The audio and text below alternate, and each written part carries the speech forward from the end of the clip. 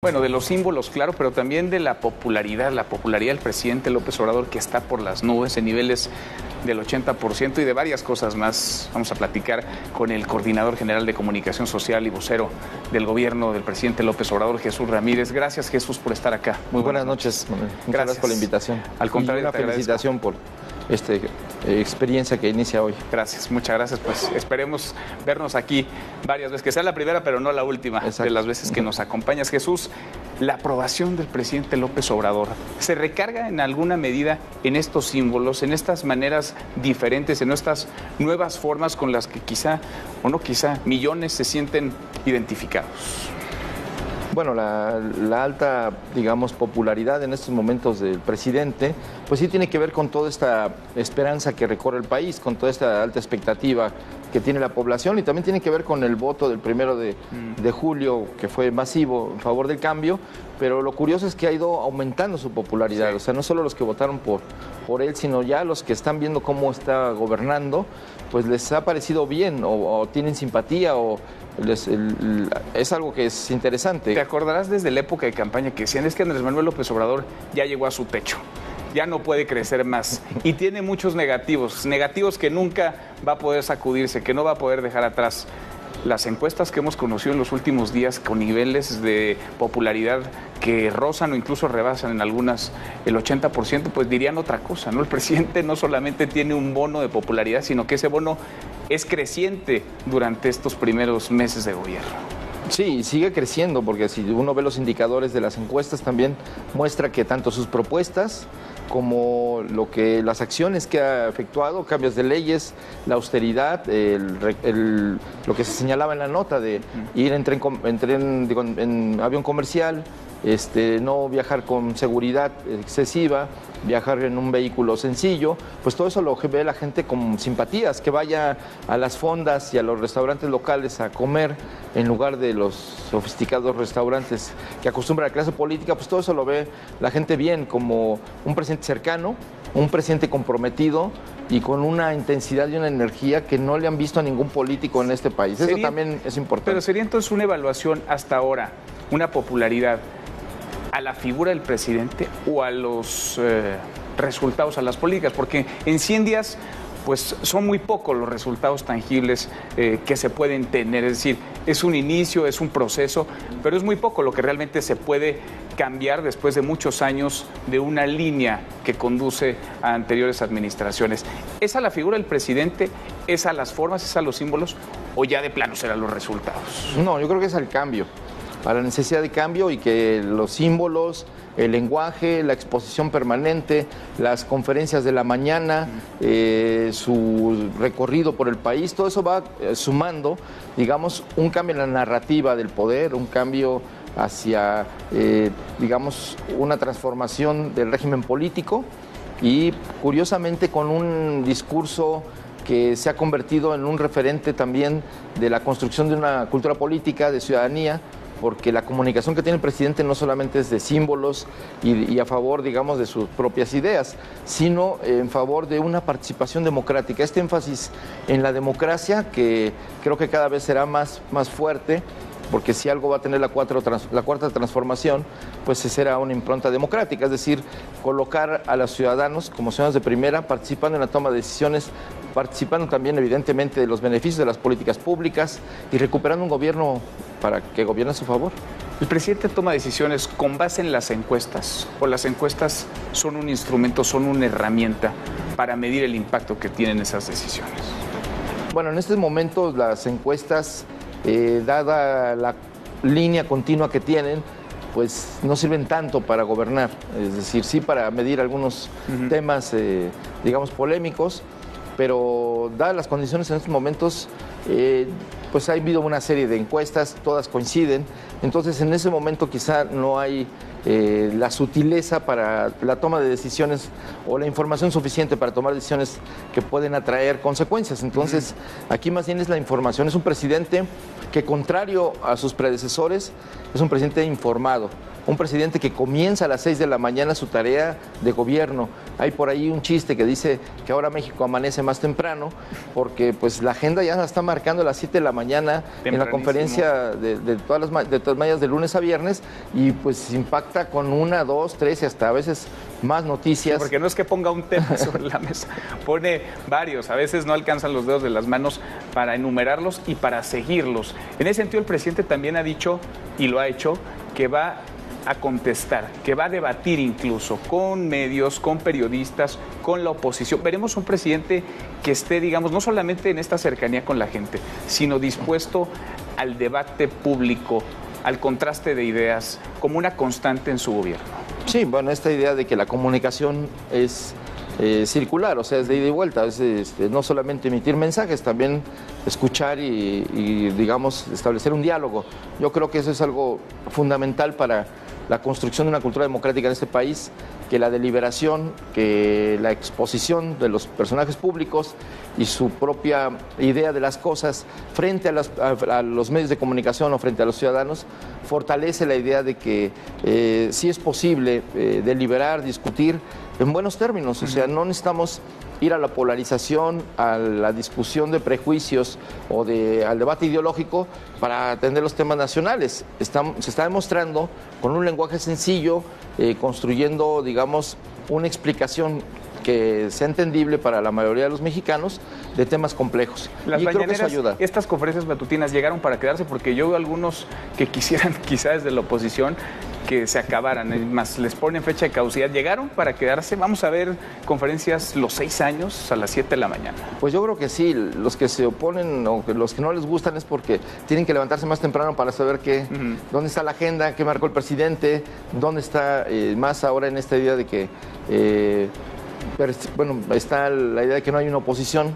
Entonces, para hacer oposición, pues hay que generar argumentos, ideas, réplicas, contrarréplicas, y eso obliga a que pues todo sea más temprano. Jesús, la seguridad del presidente ha sido un tema que se ha abordado, que incluso la propia esposa del presidente López Obrador, la escritora Beatriz Gutiérrez, ha puesto sobre la mesa como un tema que le preocupa y que le ha comentado, ha dicho ella en redes sociales, al presidente. ¿Se ha valorado reforzar el esquema de seguridad del presidente? Bueno, hay una seguridad y sí hay un esquema de protección, digamos, discreto, sobre todo basado en la ayudantía, que son jóvenes universitarios. Pero ellos no van egresados. armados. No, van desarmados. Y en los estados, en las giras, sí hay personal. Bueno, existe que esté personal armado. policíaco, militar, que, pues, digamos, cuida los lugares, ¿no? Eso al margen de que el presidente lo tenga. No es un séquito de seguridad. Hay, efectivamente, cuando se planea cualquier evento público, hay condiciones mínimas de seguridad pública, de incluso en materia de protección civil. Entonces sí hay personal que atiende el encuentro de mucha gente cuando el presidente va y visita un estado, pero fuera de eso no hay una seguridad especial, especialmente, digamos, que impida que él se comunique con la gente. Hay una decisión del presidente de la República de comunicarse directamente con la gente, y eso es imposible, digamos, en estos momentos de poder desactivar o cambiar. Eso es parte de su forma de gobernar, es su manera de entender también y atender los problemas locales, escuchando a la gente, sabiendo también, tomando el pulso de cómo se toman sus propias propuestas, las obras de gobierno, la acción de los agentes públicos que intervienen en los territorios. Todo eso tiene conocimiento sobre la base de esas visitas y esa comunicación directa con los ciudadanos. Parte de este cambio de formas pasa por los vuelos comerciales, pasa por ese contacto y cercanía con la gente, también pasa por las consultas, muy polémicas las consultas. ¿Habrá más consultas? Vimos la última en Huexca, Morelos, digamos, para la construcción de la termoeléctrica ahí, que abarcó otras poblaciones de esa entidad y las entidades vecinas. Veremos más consultas, por ahí se ponía sobre la mesa, lo había hecho incluso el presidente, que se le preguntara a los mexicanos si se debe investigar a los expresidentes. ¿Habrá consultas? Bueno, ese es uno de los temas. Hay muchos temas, digamos, que sí debieran consultarse. En función de darle un espacio a los ciudadanos de poder pronunciarse. Creo que eso, la cuarta transformación para la historia de México aportará estas nuevas formas, que quizá no son tan nuevas, pero en nuestro país, reconocidas legalmente, sí va a ser algo novedoso, la democracia participativa, complementaria de la democracia representativa y al mismo tiempo también la incorporación de la democracia comunitaria, o sea, el espacio comunitario también como un espacio colectivo de decisión. Creo que fortalece la idea de la democracia, como lo establece el artículo 3 constitucional, que la democracia no debe pensarse solo como un instrumento para elegir gobernantes, sino debe ser sobre todo pensado como un modo de vida. Y esto implica, como lo ha dicho la licenciada Olga Sánchez Cordero, la actual secretaria de Gobernación, que pues hay que impulsar la democratización de todos los ámbitos de la vida, incluso de la vida cotidiana, hablaba hasta de la familia, o sea que las labores del hogar también se puedan repartir democráticamente para que no se cargue hacia un género o hacia algunas personas el mantenimiento y lo que es la limpieza de los hogares, ¿no? O el cuidado de las personas. Sería muy sesgado, Jesús, y te pido que le pongas tú una calificación a estos primeros 100 días de gobierno, de los que eres parte además del gobierno del presidente. No, pues ¿cómo le voy a poner una calificación si los ciudadanos en estos días, si vemos las encuestas al inicio, el 1 de diciembre ahora, pues le están poniendo una calificación altísima? Creo que ningún presidente haya sido tan bien valorado en estos momentos como López Obrador. Pues tiene una calificación más que aprobatoria, o sea, de un alto reconocimiento. 9.5, casi la excelencia, y creo que por quedarse corta, dijo Olga Sánchez Cordero hace unos minutos. Bueno, porque todo, no hay el 10 perfecto en nada, ¿no? Pero sí, bueno, salvo enclavados quizá, pero sí, no, pues siempre habrá detalles o lo que sea, pero creo que el impulso, la fuerza, la dirección que marcan estos 100 días está siendo percibida por la mayoría de la población como el camino correcto. Claro, hay sobre todo en redes sociales, en los medios de comunicación hay un debate, una polémica y hasta polarización, sí, se habla, ¿no? Y luego se quiere trasladar ese universo, que es un universo cerrado, a como si fuera el país. Entonces, un gobierno no puede gobernar con ese círculo rojo solamente, tiene que también ver hacia la mayoría de la población, pero tampoco puede dejar de ver las ideas, los argumentos, las críticas que se hacen. Parte del ejercicio de gobierno es escuchar a todas las voces. ¿Sí se escuchan? ¿Sí las escucha el presidente? Pues basta ver la conferencia de las mañanas, donde ahí se han tomado decisiones con base en las denuncias que de manera documentada han presentado periodistas o voces de la sociedad civil que ahí se han expresado, ¿no? Incluso la esposa de Javier Valdés, que fue a pedir, a proponer que se resolviera, que se supiera la verdad sobre el caso del asesinato de su esposo.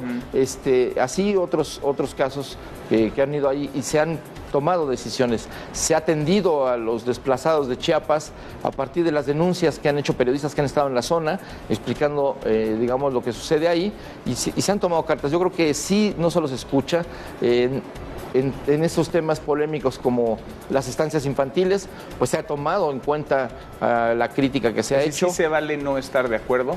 Bueno, pues es parte de la democracia. Se vale. El propio presidente ha dicho que le parecería muy extraño no tener oposición. O sea, somos un movimiento que venimos de la oposición de muchos años, y entonces obviamente la unanimidad no es el mejor escenario para una vida democrática. Entonces necesitamos el contraste, la crítica, el seguimiento puntual y digamos, documentado. Aquí lo que podría extrañarse a veces en el debate público es que haya más rigor. Hay muchos pequeños detalles que no son esenciales y que se toman como si fuera crisis nacional, o se construyen noticias que no están sustentadas o que son, digamos, golpes informativos que después se olvidan, pero que se van dando. Entonces, si hubiera un poco más de rigor periodístico de lo que hace el gobierno, de ir a fondo, y creo que el nivel del debate sería mejor y sobre todo más benéfico para la sociedad. Pues Jesús, habrá mucho que platicar, que debatir, que contrastar y que seguir comunicando. Yo te agradezco mucho que hayas estado acá en este primer programa. No, pues gracias por el interés. Gracias. Estos primeros 100 días solo marcan un rumbo. En el futuro veremos concretado, como decía el presidente, si ahora en estos 100 días 13 millones de personas ya están recibiendo beneficios concretos, en los próximos meses serán millones más. Pues acá nos vemos para los 200 y los 300 y los 500. Bueno, no alcanzan tantos millones. días. Ok. Jesús, muchas gracias. Muchas gracias a ti. Muy buenas noches. Buenas noches. Jesús Ramírez Cuevas, el coordinador general de comunicación social de la Presidencia de la República.